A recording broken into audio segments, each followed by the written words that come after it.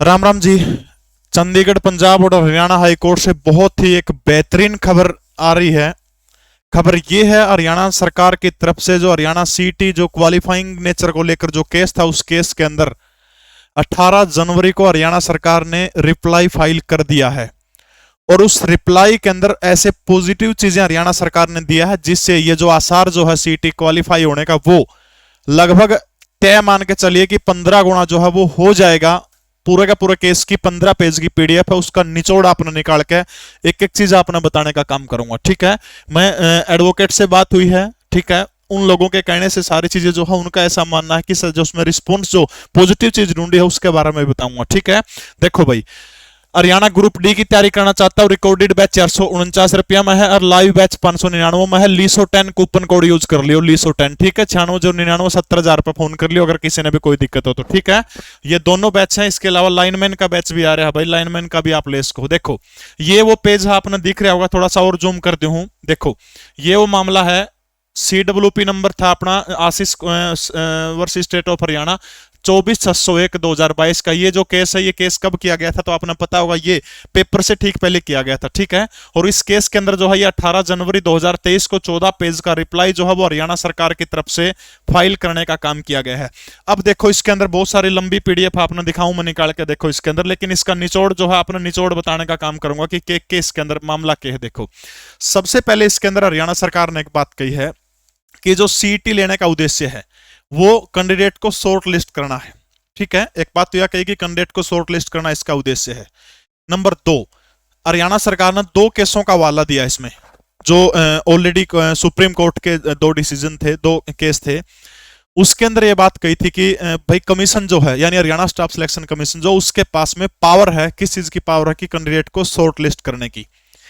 तीसरी जो सबसे इंपॉर्टेंट बात है जिसके अंदर पॉजिटिव रुख ढूंढा जा रहा है कि इसमें जो वकील साहब कह रहे हैं कि तय है 15 गुना हो जाएगा लगभग। ठीक है, और वो तथ्य ये कि सरकार ने कोर्ट के अंदर हलफनामा जो दिया उसके अंदर, इसी पेज के अंदर, इस पीडीएफ को जो है, मेरा जो टेलीग्राम चैनल है जीके प्रवीण उड़ान, उसके अंदर डाल दूंगा इसको। ठीक है, जीके प्रवीण उड़ान, जीके प्रवीण उड़ान उस नाम से टेलीग्राम चैनल, उसमें पूरी पूरी डाल दूंगा, पढ़ने वाले पढ़ भी लियो। ठीक है, उसमें एक बात कही गई है कि जो यूपीएससी जो है, ठीक है, यूपीएससी जो है, यूपीएससी क्या काम करती है कि कैंडिडेट को 12 से 13 गुना बुलाने का काम करती है। ठीक है, यूपीएससी क्या करती है, 12 से 13 गुना जो है, यूनियन सर्विस जो पब्लिक कमीशन जो है वो 12 से 13 गुना कैंडिडेट को बुलाती है।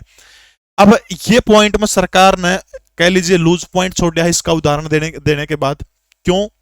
क्योंकि सीधा सा तर्क है कि भाई अगर 12-13 गुना, जब यूपीएससी इतने बड़े एग्जाम में 12-13 गुना को बुलाओ तो हरियाणा में 4 गुना क्यों है? समझ गए मेरी बात?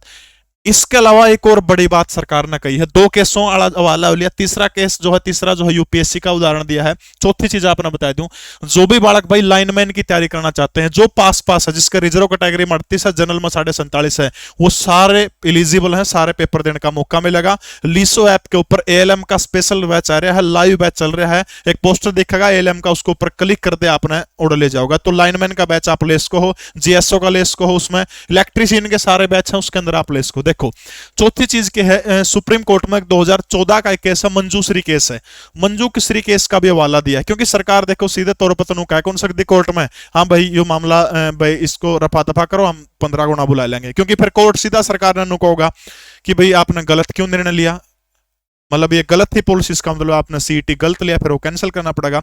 इसलिए सरकार ने अपने बचाव के लिए एक एग्जांपल दिया है, एक बहुत ही बेहतरीन केस है मंजूश्री का 2014 का, अगर आपने देखा हो तो, CWP नंबर ध्यान में नहीं है। उसके अंदर क्या था, मंजू जुडिशियल की पोस्ट थी, मंजूश्री ने अप्लाई कर दिया और उसमें इंटरव्यू था, लेकिन बाद में क्या कंडीशन जोड़ी गई उसके अंदर, विज्ञापन जारी होने के बाद में कंडीशन जोड़ दी उसके अंदर कि इंटरव्यू में मिनिमम नंबर लेना जरूरी है। जुकरा हरियाणा में कौन था, 25 नंबर का था, मिनिमम 8 लाख करते, मिनिमम नंबर लेना जरूरी है। अब वो लड़की मंजूश्री मिनिमम नंबर नहीं ले पाई, इस वजह से क्या हो गया, इस वजह से मामला कोर्ट में चला गया, सुप्रीम कोर्ट में गई हुआ।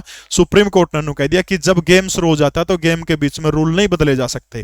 अब सुप्रीम कोर्ट ने एक बात और कही है कि जो मंजूश्री जो थी, मंजूश्री का फाइनल लिस्ट में नाम को नहीं आन पा, किसके कारण, किसके कारण को नहीं आ, क्योंकि आपने गेम के बीच में रूल बदल दी, इस कारण फाइनल लिस्ट में नाम को नहीं आ, उसको नियुक्ति नहीं दी जा रही थी, मतलब ज्वाइनिंग, उसकी नौकरी मिलने वाली थी, उस डिसीजन दिया था उस मामले में। लेकिन उरत मामला क्या है, हम नौकरी थोड़े मांगा, हाँ के मांगा, पेपर देने का मौका मांगा सरकार से, सिर्फ पेपर देने की परमिशन मांगा। इसलिए यो भी आराम से बड़ा डिसमिस हो जाएगा। वकील साहब से मेरी बड़े अच्छी 5-7 मिनट इस मामले में बात हुई है।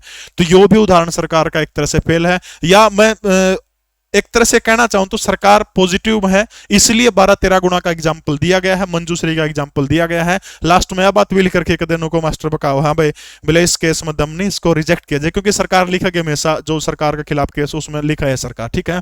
तो भाई बहुत पॉजिटिव खबर है, 15 गुना होना लगभग तय है जैसा कि वकील साहब ने कहा, क्योंकि 12-13 गुना का वाला यूपीएससी का दे दिया तो करने में कोई दिक्कत नहीं है। अंतिम निर्णय जज के ऊपर है, 21 फरवरी को इसकी तारीख है। लीसो ऐप के ऊपर एएलएम का, जीएसओ का बैच है, एसए का बैच है, डी ग्रुप का बैच है, सी ग्रुप का बैच है, केवीएस का बैच है, जितने भी हरियाणा प्रदेश का एकमात्र सबसे सस्ती एजुकेशन देने वाला ऐप है। मेरे ऊपर अगर आप विश्वास करो तो कोई भी बैच आप ले सकते हो, बहुत बेहतरीन टीचर आपको मिलेंगे। इन्हीं शब्दों के साथ बहुत बहुत धन्यवाद। कोई और क्वेश्चन हो तो कमेंट कर दियो।